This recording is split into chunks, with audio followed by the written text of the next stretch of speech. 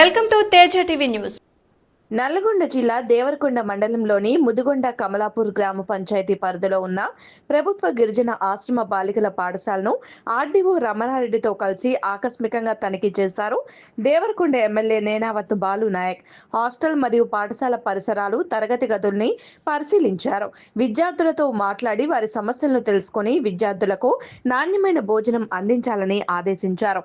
పాఠశాల పరిసరాలు నిత్యం పరిశుభ్రంగా ఉండేలా చర్యలు తీసుకోవాలని సూచించారు.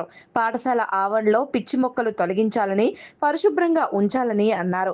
విద్యార్థులు ఉన్నత లక్ష్యాన్ని ఎంచుకుని వాటిని సాధించే దిశగా కృషి చేయాలని సూచించారు. ఈ కార్యక్రమంలో RDO Ramana Reddy, MPDO Daniel, CI Narasimhulu, youth Congress జిల్లా ఉపాధ్యక్షులు కొర్ర రామ్ సింగ్ నాయక్, యూత్ కాంగ్రెస్ నియోజకవర్గ అధ్యక్షులు కిన్నెర హరికృష్ణ, విద్యార్థులు, ఉపాధ్యాయ బృందం తదితరులు పాల్గొన్నారు.